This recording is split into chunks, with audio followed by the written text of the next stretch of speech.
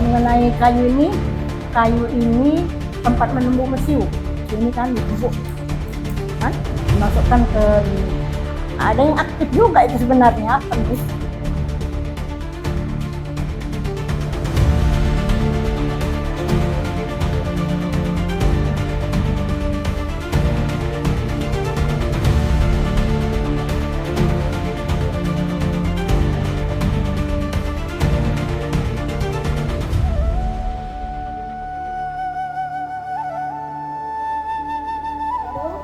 Kita hitung mundur.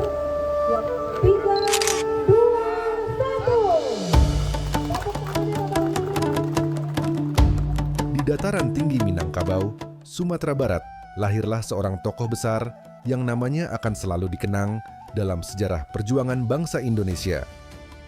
Beliau adalah Tuanku Imam Bonjol, yang memiliki nama asli Muhammad Syahab, lahir pada tahun 1772 di Bonjol, Pasaman.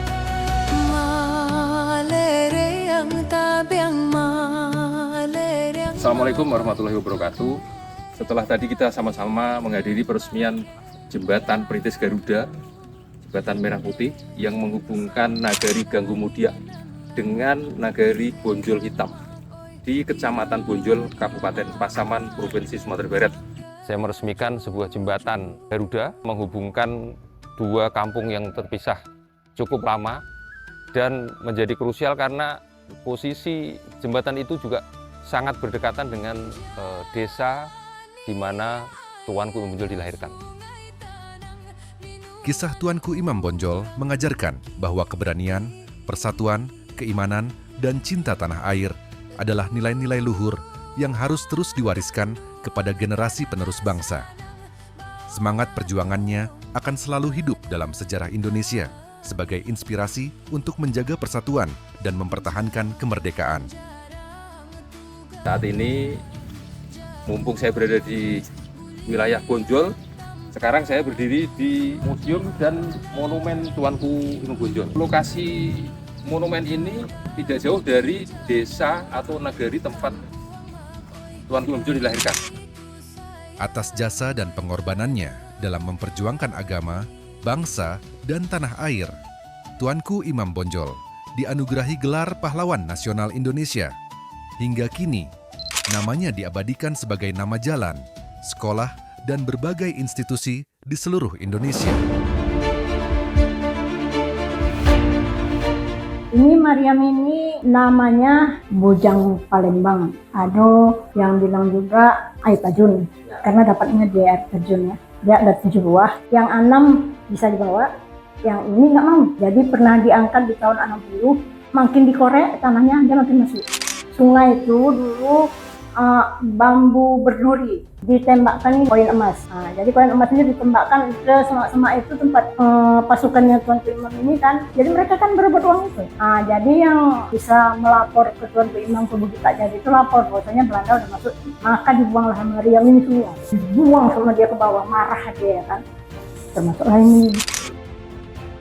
Dengan semangat pantang menyerah, Tuanku Imam Bonjol bersama para pejuang mempertahankan benteng Bonjol dari serangan pasukan Belanda. Meski menghadapi persenjataan yang lebih modern dan jumlah pasukan yang lebih besar, semangat juang beliau tidak pernah padam. Kapan Belanda di Agustus 1837, jadi Tuanku Imam Bonjol yang berlawan Kajari ini diserang habis-habisan. Itu 7.500 pasukan Belanda menyerang 1.000 pasukan Padri. Dimenangkan oleh pasukan Padri dengan menggunakan senjata air bah atau pandang yang dibangun 2 bulan 3 bulan terakhirnya sebelumnya di desa Tanjung Bungo atau atau di kampung Padahubus tadi. Jadi karena Belanda menggunakan parit-parit itu sembunyi-sembunyi, jadi air ini membuah ke parit-parit tadi, Pak. Banjir bandang menenggelamkan pasukan Belanda itu. Pasukan Belanda. Itu sejarahnya sebenarnya tentang relief kita ini. Lukisan ini adalah lukisan dari mantan Kapolri, yaitu Bapak Sugeng Imam Suswa. Di dalam museum ini kita bisa mengikuti napak tilas perjuangan Tuanku Imam Bonjol, karena banyak barang-barang peninggalan beliau, mulai dari baju, kemudian senjata, perlengkapan lain-lain yang digunakan, termasuk batu rampasan selama perang Jadi Belanda secara garis ini termasuk buku yang menceritakan perjuangan Tuan Bonjol selama berada di daerah Bonjol ini hingga diasingkan ke Manado akibat dicurangi oleh kolonial Belanda saat itu. Pada tahun 1837, melalui tipu muslihat dalam sebuah perundingan, Tuanku Imam Bonjol berhasil ditangkap oleh Belanda. Setelah itu, beliau diasingkan ke beberapa daerah, mulai dari Cianjur, Ambon, hingga akhirnya ke Minahasa, Sulawesi Utara. Tuanku Imam Bonjol terkenal dengan kisah hidupnya selama Perang Padri melawan VOC. Walaupun pada awalnya kisah peperangan itu sendiri adalah perangnya beliau melawan kaum adat yang mempertahankan nilai-nilai adat yang bertentangan dengan hukum ataupun ajaran agama Islam yang dianut oleh Tuanku Imam Bonjol saat itu.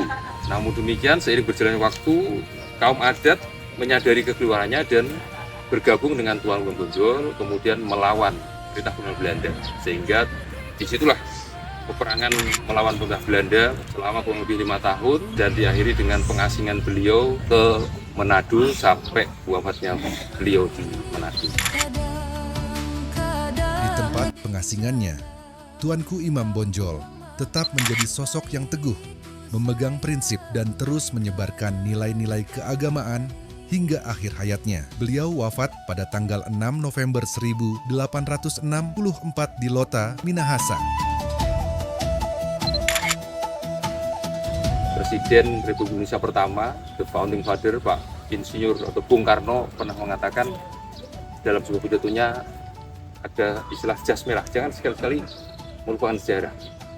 Nah, dalam konteks saat ini tentu kita sebagai generasi penerus ya, tidak boleh kita melupakan sejarah perjuangan Tuanku Imam Bonjol, bagaimana memperjuangkan kedaulatan sejengkal tanah, sejengkal wilayah demi kemerdekaan. Dalam konteks itu juga apa yang bisa kita ambil, yaitu bagaimana beliau mempertahankan keyakinan dalam membela kebenarannya, dalam membela ajarannya, ya, dan mempertahankan kedaulatan sekecil apapun itu sampai di titik darah penghabisan. Sebagai seorang ulama, Tuanku Imam Bonjol dikenal memiliki keteguhan iman, keberanian, dan jiwa kepemimpinan yang kuat. Beliau menjadi salah satu pemimpin utama dalam Perang Padri, sebuah perjuangan yang pada awalnya bertujuan memperbaiki kehidupan masyarakat sesuai ajaran Islam, namun kemudian berkembang menjadi perlawanan besar terhadap penjajahan Belanda. Tadi kisah perjuangan Tuan Imam Bonjol sudah diceritakan ya, dan termasuk benda-benda peninggalan beliau selama perjuangan sudah kita lihat bersama. Sangat menarik dan itu menjadi sebuah inspirasi. Dan sekali lagi, jas merah, jangan sekali-sekali melupakan sejarah, ambil nilai-nilai heroik dari perjuangan Tuanku Imam Bonjol. Itu saja pesan dari saya, sampai ketemu di lain kesempatan. Terima kasih. Assalamualaikum warahmatullahi wabarakatuh.